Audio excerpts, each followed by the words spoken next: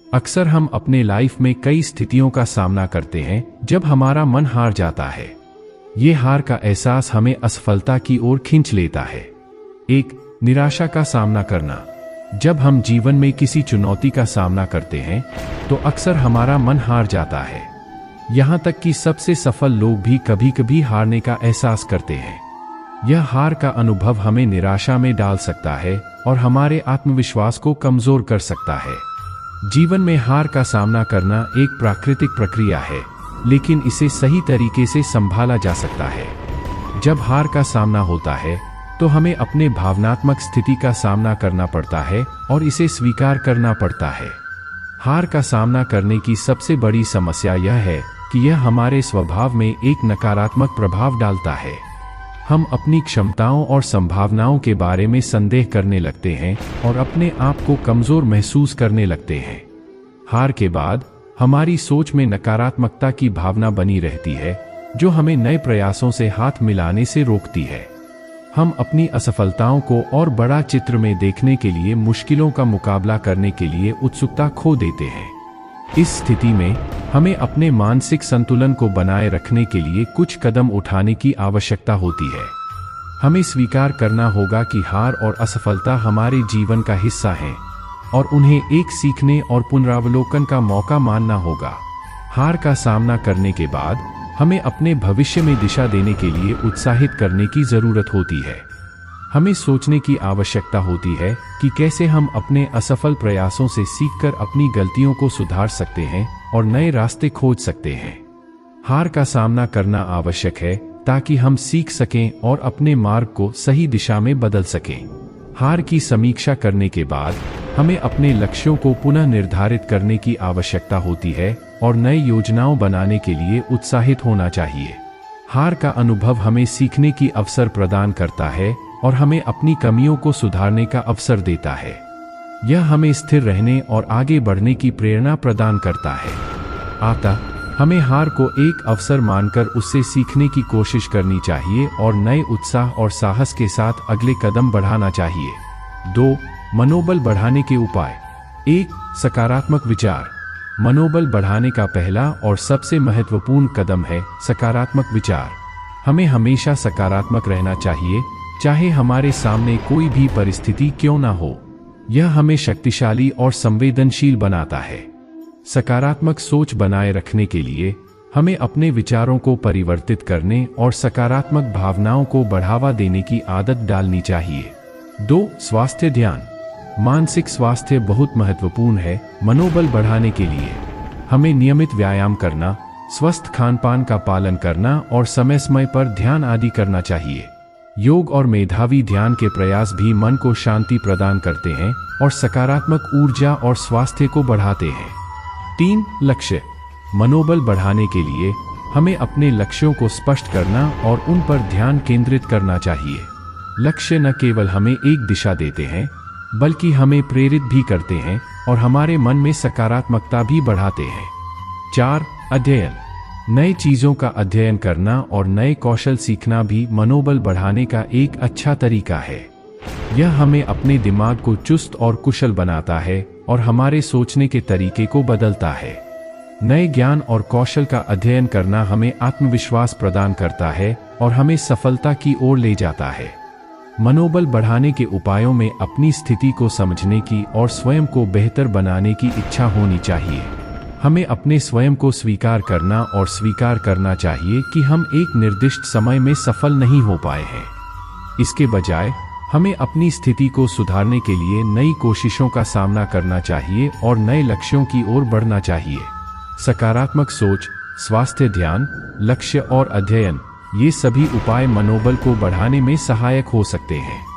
ये उपाय हमें मन की शक्ति को बढ़ाने में मदद करते हैं और हमें किसी भी परिस्थिति में स्थिर और सकारात्मक रहने में सहायक होते हैं। 3. संभावनाएं पहचानना। जीवन में कई बार हमारे सामने चुनौतियां आती हैं और हमें उनका सामना करना पड़ता है। इन चुनौतियों को हमारी अदृश्य संभावनाएं बना सकती हैं, लेकिन कई बार हमें इसका पता नहीं चलता। हम अक्सर अपनी सीमाओं में फंस जाते हैं और नए संभावनाओं को देखने की क्षमता खो देते हैं। इसलिए संभावनाएं पहचानना और समझना बहुत महत्वपूर्ण है। पहला कदम संभावनाओं को पहचानना है। हमें अपने आसपास के संदर्भों में ध्यान देना चाहिए और उन संभावनाओं को खोजना चाहिए जो हमें नए दिशाओं में ले जा सकती हैं। यह संभावनाएं हमें नए और बेहतर अनुभवों का मौका प्रदान कर सकती हैं। दूसरा कदम संभावनाओं को समझना है। हमें यह ध्यान में रखना चाहिए कि कोई भी संभावना हमें सही या गलत नहीं बनाती है। हमें उसे समझने का प्रयास करना चाहिए और उसके फायदे और नुकसान को विचार करना चाहिए। संभावनाओं की समझ हमें उन्हें सही तरीके से स्थानांतरित करने में मदद कर सकती है। तीसरा कदम संभावनाओं को सकारात्मक रूप से उपयोग करना है। एक बार जब हम संभावनाओं को पहचान लेते हैं और समझ लेते हैं, हमें उन्हें अपने लाभ के लिए उपयोग करना चाहिए। हमें नए अवसरों का सामना करने के लिए तैयार होना चाहिए और उन्हें उत्तेजित करने के लिए कठिनाइयों का सामना करना चाहिए। संभावनाओं को पहचानना हमें संतुलन और आत्मसंवाद में मदद करता है। यह हमें नए और बेहतर दिशाओं में ले जाता है और हमें अवसरों को पहचानने और उन्हें सही तरीके से उपयोग करने की क्षमता प्रदान करता है। आखिरकार, संभावनाओं को पहचानना और समझना हमें नए और बेहतर दिशाओं में ले जाता है। यह हमें अपने जीवन में सफलता और संतुष्टि की ओर ले जाता है और हमें अपने सपनों को पूरा करने की प्रेरणा प्रदान करता है। इसलिए हमें संभावनाओं को पहचानने की क्षमता बढ़ाने का प्रयास करना चाहिए और उन्हें खुदापसंदी के साथ स्वागत करना चाहिए। 4. अध्ययन। अध्ययन एक महत्वपूर्ण क्रिया है जो हमें नए ज्ञान की प्राप्ति में मदद करती है और हमें अपने मनोबल को बढ़ाने में सहायक होती है। अध्ययन का मतलब सीखना और समझना है, जो हमें नए कौशल और ज्ञान की प्राप्ति करने में सहायक होता है। यह हमें अपनी भूमिका में निष्ठायुक्त और सक्षम बनाता है और हमें अच्छे परिणाम प्राप्त करने की क्षमता प्रदान करता है। अध्ययन का एक महत्वपूर्ण पहलू है नए ज्ञान की प्राप्ति। हमें नए और उपयोगी ज्ञान की तलाश करनी चाहिए जो हमें अपने उद्देश्यों और लक्ष्यों की ओर बढ़ने में सहायक हो सकता है। अध्ययन हमें नई चुनौतियों का सामना करने की क्षमता प्रदान करता है और हमें नए और संज्ञानात्मक दृष्टिकोण प्रदान करता है। अध्ययन करने के लिए विभिन्न स्रोतों का उपयोग किया जा सकता है, जैसे कि पुस्तकें, लेख, इंटरनेट, गवेषण और अन्य शिक्षात्मक स्रोत।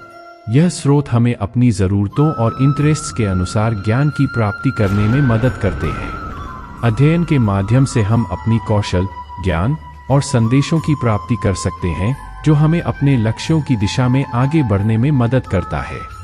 यह हमें एक सक्षम और स्वावलंबी व्यक्ति बनाता है और हमें स्वयं के विकास में मदद करता है। अध्ययन के द्वारा हम अपनी विचार शक्ति को विकसित करते हैं और अपने अवसरों को पहचानने और उन्हें लाभान्वित करने की क्षमता प्राप्त करते हैं। हम नई चुनौतियों का सामना करते हैं और नए समाधान ढूंढते हैं जो हमें अपने लक्ष्यों की दिशा में आगे बढ़ने में मदद करता है। अध्ययन करने का एक और महत्वपूर्ण पहलू है आत्मविकास। यह हमें अपने क्षमताओं और अवसरों को पहचानने और उन्हें उत्तेजित करने की क्षमता प्रदान करता है। हमें नए और अधिक उन्नत कौशलों की प्राप्ति करने में मदद करता है और हमें समय के साथ साथ अधिक सक्षम और सुधारे व्यक्ति बनाता है। अध्ययन एक महत्वपूर्ण क्रिया है जो हमें नए ज्ञान, कौशल और संदेशों की प्राप्ति में मदद करती है और हमें अपने मनोबल को बढ़ाने में सहायक होती है। यह हमें अपने लक्ष्यों की दिशा में आगे बढ़ने में सहायक होता है और हमें एक सक्षम और स्वावलंबी व्यक्ति बनाता है। 5. संदर्भ में सक्रिय होना। जीवन का महत्वपूर्ण हिस्सा है संदर्भ में सक्रिय होना। संदर्भ में सक्रिय होना यह मतलब नहीं है कि हमें हर समय और हर स्थिति में क्रियाशील होना चाहिए, बल्कि इसका मतलब है कि हमें अपने जीवन के विभिन्न पहलुओं में सक्रियता और सहयोग प्रदान करना चाहिए। संदर्भ में सक्रिय होना हमें अपने आसपास के लोगों और घटनाओं के साथ जुड़ने का अवसर प्रदान करता है। यह हमें सामाजिक संबंधों को मजबूत करता है और हमें अपने विश्वास को बढ़ाने में मदद करता है। संदर्भ में सक्रिय होना एक सही विचार शक्ति और दृढ़ संवेदनशीलता की भावना का प्रकटीकरण करता है। यह हमें अपने जीवन में सामाजिक और राजनीतिक प्रभाव बनाने की क्षमता प्रदान करता है और हमें उन विकल्पों का सामना करने की क्षमता प्रदान करता है जो हमारे समृद्ध जीवन के लिए आवश्यक हैं। संदर्भ में सक्रिय होना हमें अपने स्वयं के लिए समाज में सक्रिय रहने की प्रेरणा प्रदान करता है। यह हमें उन सामाजिक, राजनीतिक और आर्थिक मुद्दों के साथ जुड़ने का अवसर प्रदान करता है जो हमारे समृद्ध जीवन के लिए महत्वपूर्ण है। संदर्भ में सक्रिय होना हमें स्वयं की नई संभावनाओं को पहचानने की क्षमता प्रदान करता है। यह हमें अपने लक्ष्यों और उद्देश्यों की ओर बढ़ने में मदद करता है और हमें अपने सपनों को पूरा करने के लिए उत्साहित करता है। संदर्भ में सक्रिय होना हमें स्वयं की नई संभावनाओं को पहचानने की क्षमता प्रदान करता है। यह हमें अपने लक्ष्यों और उद्देश्यों की ओर बढ़ने में मदद करता है और हमें अपने सपनों को पूरा करने के लिए उत्साहित करता है। संदर्भ में सक्रिय होना हमें समृद्ध और संतोषप्रद जीवन जीने की प्रेरणा प्रदान करता है। यह हमें अपने सपनों को पूरा करने की क्षमता प्रदान करता है और हमें अपने जीवन में सफलता की ओर ले जाता है। संदर्भ में सक्रिय होना हमें अपने स्वयं को सामाजिक और आर्थिक दृष्टिकोण से समृद्ध और संतुष्ट बनाने में मदद करता है। यह हमें अपने जीवन में समृद्धता और सफलता की ओर ले जाता है। तो दोस्तों, यह था हमारा आज का वीडियो। जब मन हारने लगे तो कैसे आप अपना मनोबल बढ़ा सकते हैं। हमें आशा है कि यह वीडियो आपको पसंद आया होगा और आपको इससे कुछ नया सीखने को मिला होगा। अगर आपको हमारा वीडियो पसंद आया तो लाइक करें, कमेंट करें और हमारे चैनल को सब्सक्राइब करना न भूलें। हमारे साथ बने रहें और नए वीडियो के लिए बेसब्री से इंतजार करें। धन्यवाद। नमस्ते दोस्तों, आज की वीडियो में हम एक अत्यंत महत्वपूर्ण विषय पर चर्चा करने जा रहे हैं। हर परिस्थिति में शांत रहना सीखो। यह विषय हमें श्री कृष्ण के उपदेशों से सीखने का अद्वितीय अवसर प्रदान करता है। श्रीमद् भगवद गीता में भगवान कृष्ण ने हमें हर परिस्थिति में शांति प्राप्त करने के कई मार्ग दिखाए हैं, जिन्हें हम आज अपने जीवन में अपना सकते हैं। तो चलिए हम इस महत्वपूर्ण विषय पर आगे बढ़े। पहला उपाय है समय का महत्व समझना। समय एक अनमोल धन है जो हमें दिया गया है और जो हमेशा बदलता रहता है। यह एक ऐसा संसारिक तत्व है जो हर किसी के लिए समान रूप से चलता है, चाहे वह धनी हो या गरीब। हर परिस्थिति में शांति प्राप्त करने के लिए समय का समझना बहुत महत्वपूर्ण है। समय को समझने का मतलब है कि हमें हर गतिविधि के लिए समय का सही उपयोग करना चाहिए। जब हम समय का महत्व समझते हैं तो हम अपने कार्यों को संगठित और प्रभावी ढंग से संपादित करते हैं। इससे हमें अधिक समय बचत होती है और हम अपनी जिंदगी को अधिक सकारात्मक ढंग से जी सकते हैं। एक उदाहरण के रूप में, एक व्यापारी जो अपना व्यवसाय चलाता है, समय का महत्व समझता है। उसका दिन शुरू होता है जब वह समय सारणी तैयार करके अपने कार्यों को प्राथमिकता देता है। वह अपने कार्य को समय सारणी के अनुसार व्यवस्थित रूप से करता है और समय के महत्व को ध्यान में रखते हुए अपने कार्यों को समाप्त करता है। इस तरह वह समय की बचत करता है और अपने व्यापार को उच्चतम स्तर पर ले जाता है। समय का महत्व समझने का एक और तरीका है अपने जीवन के विभिन्न पहलुओं पर ध्यान देना। हमें समय के महत्व को ध्यान में रखते हुए अपने परिवार, मित्र और समाज के साथ अधिक समय बिताना चाहिए। इससे हम अपने संबंधों को मजबूत बनाते हैं और अपने जीवन को अधिक संतुलित और सुखमय बनाते हैं। समय का महत्व समझने के लिए हमें यह भी ध्यान में रखना चाहिए कि समय की कमी के कारण हमें अन्यों के साथ संबंध बनाने का सही मौका नहीं मिलता। हमें अपने प्रियजनों के साथ समय बिताने का उचित समय निकालना चाहिए, क्योंकि यह हमारे जीवन में खुशियों का एक महत्वपूर्ण हिस्सा है। इस प्रकार समय का महत्व समझने से हम अपने जीवन को संतुलित और सुखमय बना सकते हैं।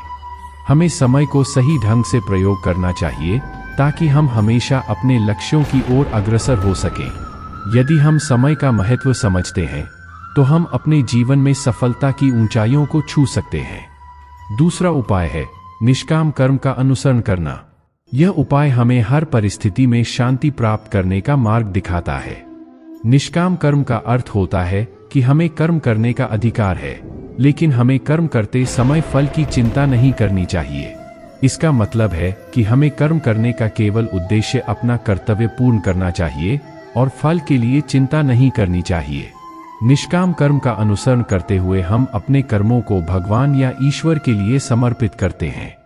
हमें यह समझना चाहिए कि हम वास्तव में किसी भी कर्म के फल का अधिकारी नहीं हैं, क्योंकि फल की निश्चितता हमारे हाथ में नहीं होती। इसलिए हमें केवल कर्म करने पर ध्यान केंद्रित करना चाहिए और फल का उत्तरदायित्व भगवान को सौंपना चाहिए। एक उदाहरण के रूप में, एक व्यक्ति जो एक सामाजिक सेवा संगठन में कार्य करता है, निष्काम कर्म का अनुसरण करता है। वह सामाजिक सेवा कार्यों में अपना समय और प्रयास लगाता है, लेकिन उसका ध्यान कभी अपने कर्म के फल पर नहीं होता। वह बस अपने कार्य को ईश्वर के लिए समर्पित करता है और फल के लिए चिंता नहीं करता।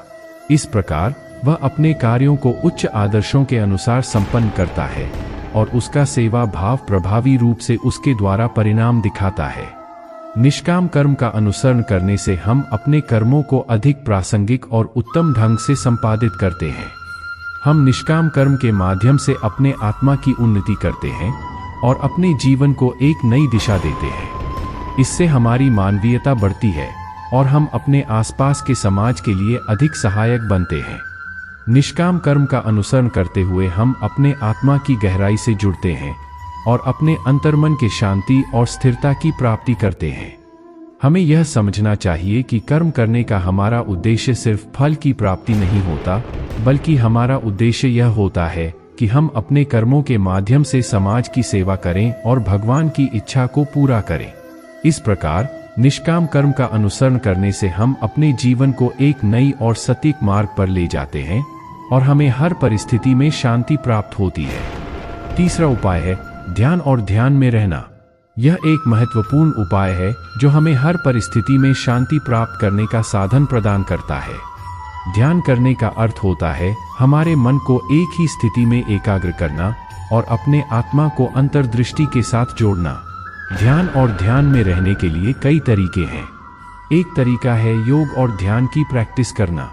योग के माध्यम से हम अपने मन को शांत करते हैं और अपने शरीर को लचीला और स्वस्थ बनाते हैं। ध्यान के द्वारा हम अपने मन को विचारों के अस्तित्व से बाहर ले जाते हैं और अपने आत्मा को प्राप्त करते हैं। ध्यान और ध्यान में रहने का एक और तरीका है मानसिक ध्यान और ध्यान का अभ्यास करना। इसमें हम अपने मन को शांत करते हैं और अपने विचारों को नियंत्रित करते हैं। ध्यान के द्वारा हम अपने मन को व्यवस्थित और स्थिर बनाते हैं और अपने जीवन को एक नई दिशा देते हैं। ध्यान और ध्यान में रहने के उपायों का अनुसरण करने से हम अपने आत्मा को प्राप्त करते हैं और अपने जीवन को अधिक सकारात्मक और उत्साही बनाते हैं। ध्यान करने से हमारे मन की अशांति को शांति में बदल देता है और हम अपने आसपास की सुंदरता को देखने लगते हैं। ध्यान और ध्यान में रहने के लिए एक और महत्वपूर्ण उपाय है प्रार्थना और मंत्र जप। प्रार्थना के माध्यम से हम अपने मन को ईश्वर की ओर दिशा देते हैं और अपने जीवन की दिशा को समर्पित करते हैं। मंत्र जप के द्वारा हम अपने मन को शांत करते हैं और अपने अंतर्मन की शक्ति को जागृत करते हैं। ध्यान और ध्यान में रहने के उपायों का अनुसरण करने से हम अपने मन को शांत करते हैं और अपने आत्मा को प्राप्त करते हैं। हमें यह समझना चाहिए कि ध्यान और ध्यान में रहने का यह उपाय हमें हमेशा शांति, स्थिरता और समृद्धि की दिशा में ले जाता है। इस प्रकार ध्यान और ध्यान में रहने के उपाय हमें हर परिस्थिति में शांति प्राप्त करने में मदद करते हैं। चौथा उपाय है क्षमा करना। यह एक अत्यंत महत्वपूर्ण गुण है जो हमें हर परिस्थिति में शांति प्राप्त करने के लिए सिखाता है। क्षमा का अर्थ होता है अपने दुश्मनों या दुर्भाग्यपूर्ण घटनाओं के प्रति दया और सहानुभूति बनाए रखना। इस उपाय को अपनाकर हम अपने मन को उदार और संतुलित बना सकते हैं और हमारे आसपास के वातावरण को भी प्रभावित कर सकते हैं। क्षमा करना एक शक्तिशाली और महत्वपूर्ण गुण है जो हमें विश्वास, समर्थन और प्रेम में विकसित करता है।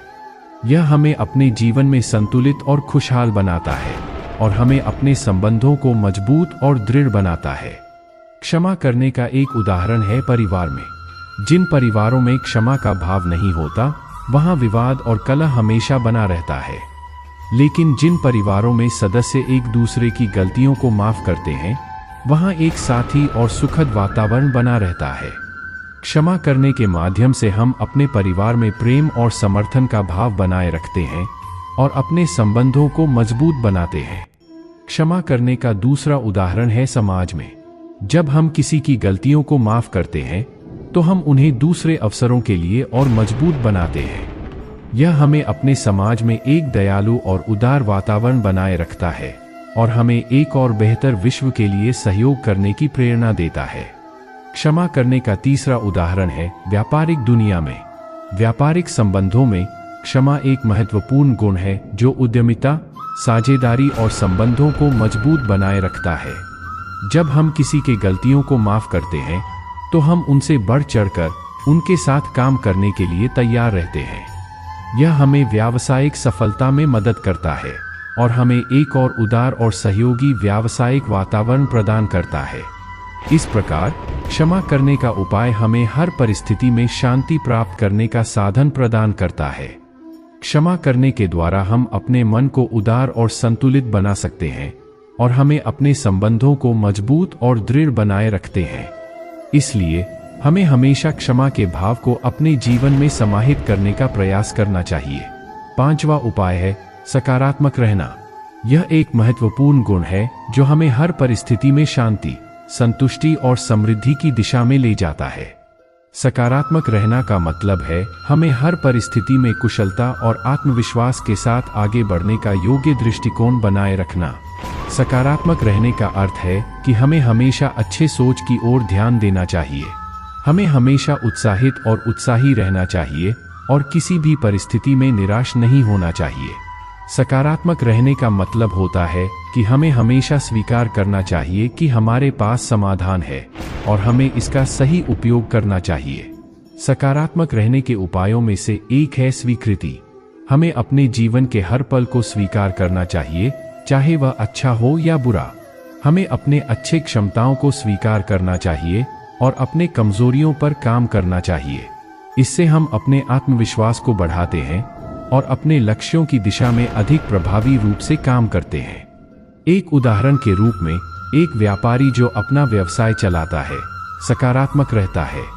वह हर चुनौती को उत्साहित और उत्साही मन से स्वागत करता है और हमेशा नए और सुधारित तरीकों से काम करने के लिए तैयार रहता है। वह कभी भी निराश नहीं होता और हमेशा अपने लक्ष्यों को प्राप्त करने के लिए प्रयत्नशील रहता है। इस प्रकार उसका सकारात्मक दृष्टिकोण उसे अपने व्यापार में सफलता की ऊंचाइयों तक ले जाता है। सकारात्मक रहने का एक और उपाय है स्वास्थ्य की देखभाल करना। हमें अपने शारीरिक और मानसिक स्वास्थ्य का पूरा ध्यान देना चाहिए और नियमित व्यायाम, आहार और ध्यान के अभ्यास को अपनाना चाहिए। स्वास्थ्य का ध्यान रखने से हम अपने शरीर और मन को सकारात्मक और स्वस्थ बनाए रखते हैं और हमें अपने दैनिक जीवन में अधिक ऊर्जावान और सक्रिय बनाए रखता है। सकारात्मक रहने के उपायों का अनुसरण करने से हम अपने जीवन को एक नई और सकारात्मक दिशा में ले जाते हैं। हम अपने मन को शांत और स्थिर बनाते हैं और अपने आसपास के संदेशों को प्रतिकृति करने के लिए प्रेरित करते हैं। इस प्रकार हमें सकारात्मक रहने के उपायों का अनुसरण करने से हमें हर परिस्थिति में शांति, संतुष्टि और समृद्धि की दिशा में ले जाता है। छठा उपाय है विरक्ति का अनुसरण करना।